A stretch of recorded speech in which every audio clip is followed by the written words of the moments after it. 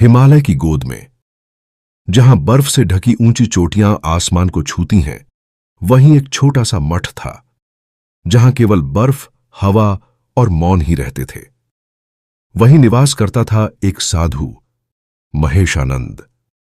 वर्षों से वह वहीं तपस्या कर रहा था। तन पर फटी हुई कंबल, शरीर पर राख का लेप और होंठों पर बस एक ही मंत्र, हर हर महादेव। हवा कांपती थी, पर उसका विश्वास नहीं। उसने संकल्प लिया था, जब तक महादेव स्वयं दर्शन न दें, मैं यह स्थान नहीं छोड़ूंगा। वह एक सर्द, अंधेरी रात थी। बर्फ के फाहे हवा में तीरों की तरह उड़ रहे थे। महेशानंद आग के पास बैठा, कांपते हुए भी झप रहा था। हर हर महादेव। अचानक दरवाजे पर दस्तक हुई। साधु चौंका। इतनी रात, इस निर्जन पर्वत पर कौन हो सकता है? उसने दरवाजा खोला। सामने खड़ा था एक यात्री, शरीर पर बर्फ जमी हुई, पैर नंगे, कपड़े फटे हुए, आंखों में अजीब सी चमक। ओ साधु, क्या मुझे एक रात आसरा मिलेगा? महेशानंद मुस्कुराया। यह स्थान सबका है यात्री, आओ भीतर। उसने अपनी कंबल का आधा हिस्सा फाड़कर उसे दे दिया। थोड़ी लकड़ियां डालीं और आग फिर जल उठी। यात्री बोला, साधु, तुम इतने वर्षों से यहां जप कर रहे हो, क्या कभी शिव ने दर्शन दिए?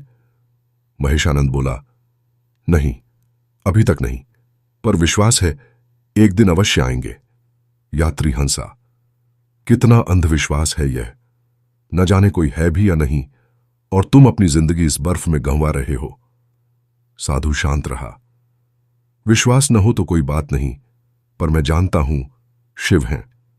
वे सर्वत्र हैं, चाहे दिखें या न दिखें। यात्री फिर बोला, अगर शिव स्वयं आकर कहें कि तुम्हारी तपस्या व्यर्थ है, तो भी क्या मानोगे उन्हें? साधु मुस्कुराया। अगर वे कहें कि मैं योग्य नहीं, तो भी मैं उनका नाम नहीं छोड़ूंगा। शिव अपने भक्त की परीक्षा लेते हैं, पर त्याग कभी नहीं करते। बाहर तूफान और तेज हो गया। आग बुझने लगी।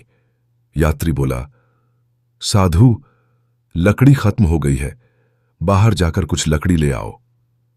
साधु ने बर्फीली आंधी देखी, पर बिना कुछ कहे उठ खड़ा हुआ। हर हर महादेव।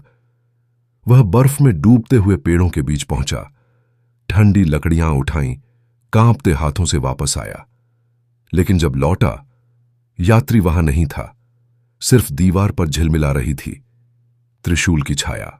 सुबह जब पहली किरण बर्फ पर पड़ी, तो साधु ने देखा, शिवलिंग के पास राख पर कुछ उकेरा हुआ है।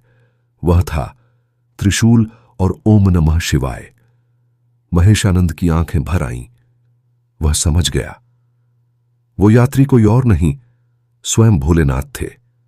वह रो पड़ा, प्रभु, आपने दर्शन दिए, पर मैं पहचान न सका।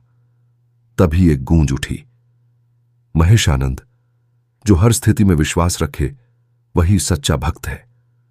तुमने ठंड में भी, तिरस्कार में भी मेरा नाम नहीं छोड़ा। यह तुम्हारी विजय है। साधु ने झुककर प्रणाम किया। उस दिन से मठ के चारों ओर अजीब परिवर्तन हुआ। जहां पहले बर्फ ही बर्फ थी, वहां अब छोटे छोटे फूल खिलने लगे। पर्वत की चोटी पर एक प्राकृतिक शिवलिंग प्रकट हुआ, जो सूरज की किरणों में चमकता था। कहते हैं, जो भी वहां हर हर महादेव झपता है, उसे भीतर से एक गर्माहट महसूस होती है, मानो स्वयं भोलेनाथ का स्पर्श हो। महेशानंद अब मौन था, शांत, आनंद में लीन। उसे अब न ठंड सताती न भूख, क्योंकि वह जान चुका था, शिव केवल मंदिरों में नहीं, विश्वास में बसते हैं। कई वर्षों बाद जब यात्री उस मठ से गुजरे, उन्होंने साधु को ध्यान मग्न अवस्था में पाया। चेहरे पर मुस्कान थी और शिवलिंग पर हल्की बर्फ जमी थी। पास ही दीवार पर लिखा था, परीक्षा ईश्वर की कृपा होती है, जो सह ले वही शिव का अंश बन जाता है।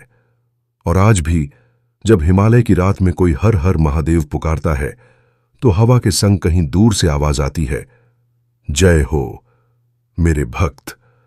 अगर आपको ये कहानी पसंद आई तो इसे लाइक करें, शेयर करें और ऐसे ही पौराणिक किस्से सुनने के लिए हमारे चैनल को सब्सक्राइब करें।